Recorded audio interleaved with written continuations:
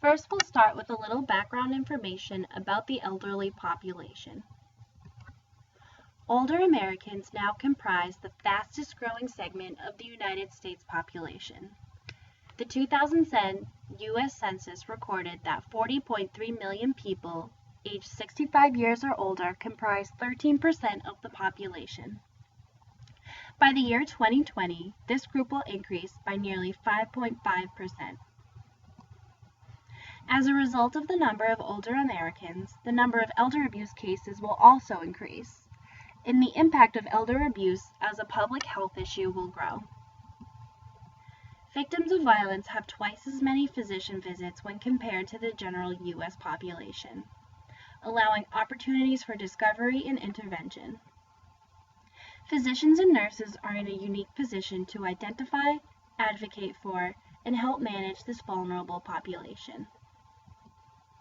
Key issues and risk factors include living situations, individual diagnoses, such as dementia or Alzheimer's, a handicap diagnosis, family relationships, or the lack thereof, the level of independence or dependence an elder has on others, ageism, or the prejudice or discrimination on the basis of a person's age, hopelessness, isolation, the fear of losing family relationships, and a fear of losing a sense of security. Types of abuse include physical abuse, which occurs when an elder is injured, assaulted, or threatened with a weapon, or inappropriately restrained. Sexual abuse is any sexual contact against an elder's will. This includes acts in which an elder is unable to understand the act or is unable to communicate. Psychological or emotional abuse occurs when an elder experiences trauma after the exposure to threatening acts or coercive tactics. Examples include humiliation or embarrassment, controlling behavior, social isolation, disregarding or trivializing needs, or damaging or destroying property. Neglect is the failure or refusal of a caregiver or other responsible person to provide for an elder's basic physical, emotional, or social needs, or the failure to protect them from harm. Examples include not providing adequate nutrition, hygiene, clothing, shelter, or access to necessary health care, or the failure to prevent exposure to unsafe activities and environments. Abandonment is the willful desertion of an elderly person by a caregiver or other responsible person. And finally, financial abuse is the unauthorized or improper use of the resources of an elder for monetary or personal benefit, profit, or gain. Examples include forgery, misuse or theft of money or possessions, use of deception to surrender finances or property, or the improper use of guardianship or power of attorney. Now, let's look at the case of an elder abuse scenario. Recently widowed elder woman forced to move in with her son due to her dependency needs. However, her son has a substance abuse problem, and he steals money from her to support his addiction. The elder is neglected and left with minimal support. Her son fails to aid his mother in healthcare needs, such as driving her to doctor appointments and picking up her medications from the pharmacy, things that her husband used to take care of. When he is under the influence, her son verbally and emotionally abuses his mother, such as humiliating and ridiculing her and blaming his problems on her.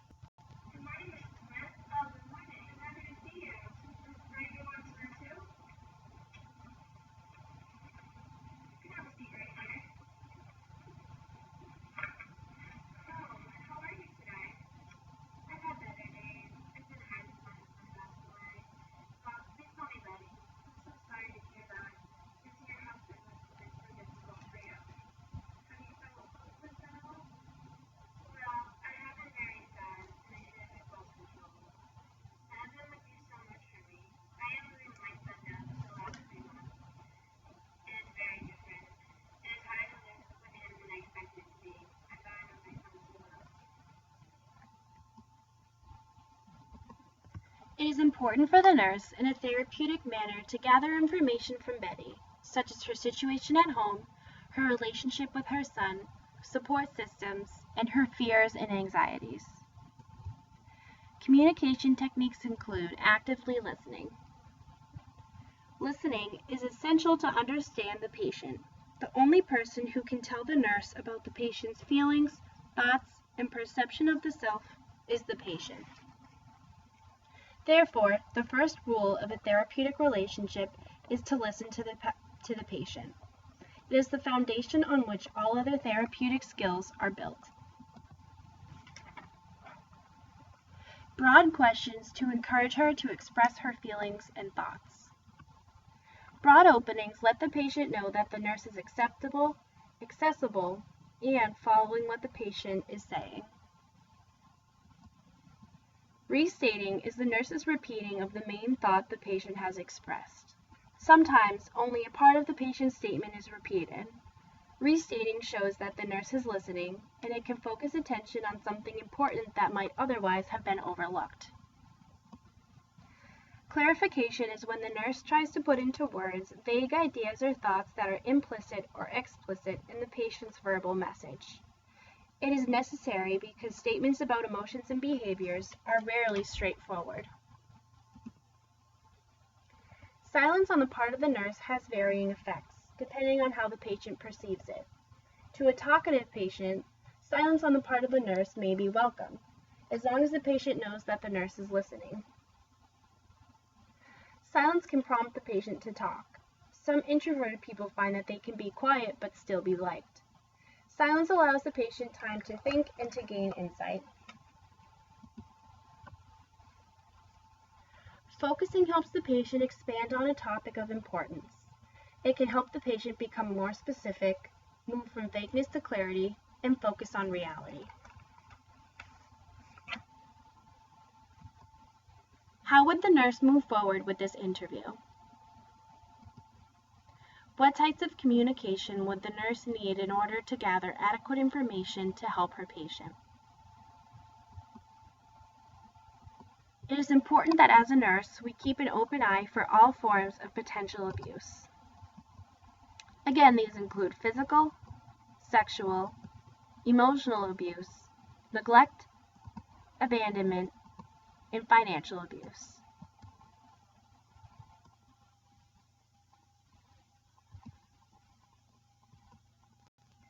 So how does your son treat you? He tends to have a temper and that worries me. On stressful days, he ignores me and is consumed by drinking. Sometimes he feels like he bites off the moment when it's busy. Yeah, that happens a lot with family. He'll be fine. But he yelled at me before and threatened to put me in a nursing home. He made comments about me being done. Believe me, it could be worse.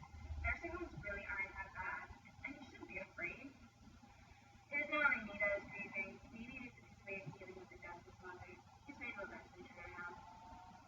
I don't know. I'm gonna say ill stuff.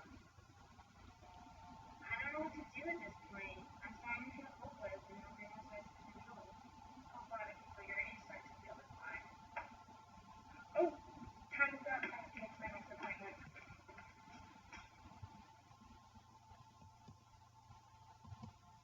Clearly, Nurse Marissa did not keep mindful attention to the therapeutic communication techniques or retain respect for her patient.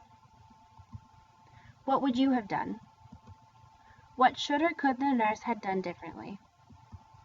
What caused the barrier in communication?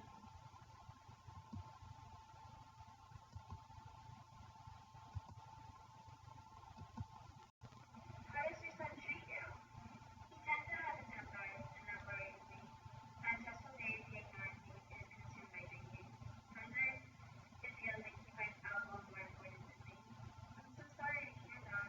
What about his temper worries you? He has yelled at me before and threatened to put me in a nursing home. He makes comments about me being a burden.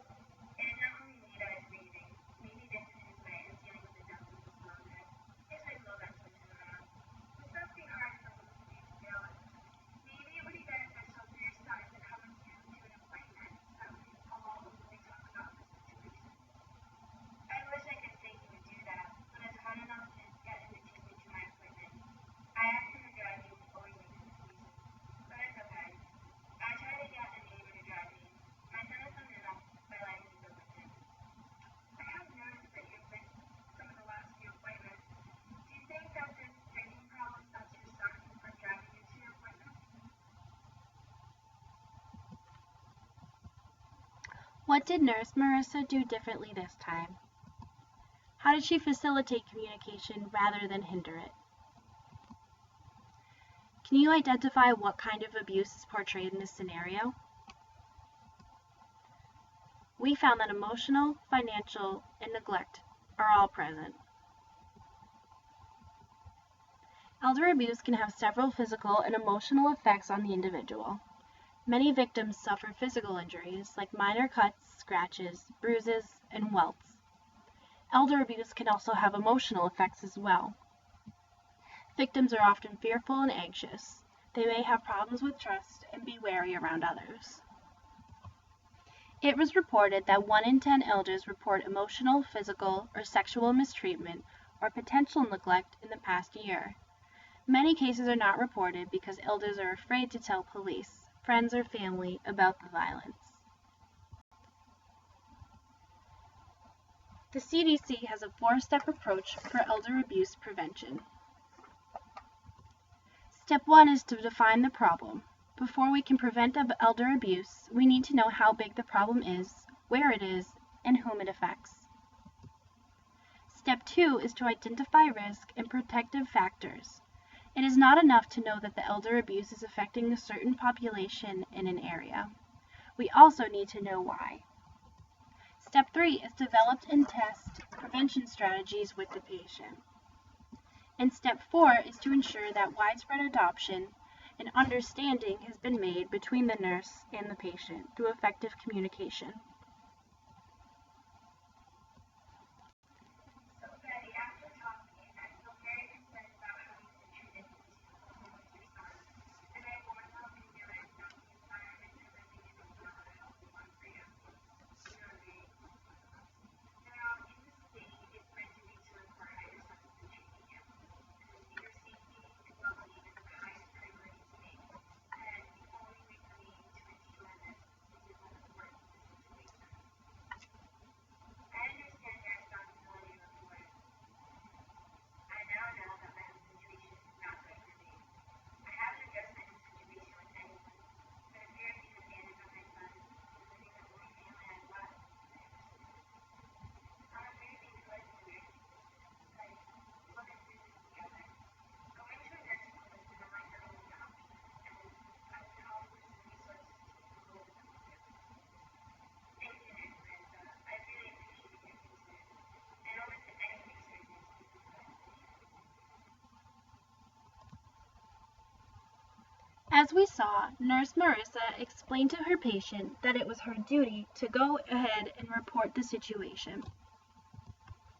In accordance with the Connecticut state law, any person who has reasonable cause to suspect or believe that any elderly person has been abused, neglected, exploited, or abandoned, or is in condition which is the result of such abuse, neglect, exploitation, or abandonment, or who is in need of protective services, shall within 5 calendar days report such information or cause a report to be made in any reasonable manner to the Commissioner of Social Services or to the person or persons designated by the Commissioner to receive such reports. Any person required to report who fails to make such report shall be fined not more than $500. As we saw, it was Nurse Marissa's duty to report Betty's situation. She also used all communication to preserve the self-respect of both individuals in the communication. She also kept in mind that one should communicate understanding and acceptance before giving any suggestions or advice. How to report elder abuse. If you suspect elder abuse, you can either report the situation to local authorities, as we saw Nurse Marissa do, or refer the individual to a quick help hotline. The goal is to stop elder abuse before it starts. While not much research has been done, there are several things we can do to prevent it. Listen to elders and their caregivers, as often they are the first ones to acknowledge and recognize abuse. Report abuse or suspected abuse to adult protective services. Educate oneself and others about how to recognize and report elder abuse. And learn how the signs of elder abuse differ from the normal aging process. If you take care of an elder, here are some things you can do to prevent violence. Get help from friends, family, or local relief care groups. Take a break. Involve more people than just family in financial matters in order to avoid discrepancies. Seek counseling or other support if you are feeling depressed. And if you are having problems with drug or alcohol abuse, get help. Can you identify any other interventions the nurse could have utilized? What kind of resources do you think are available to Betty?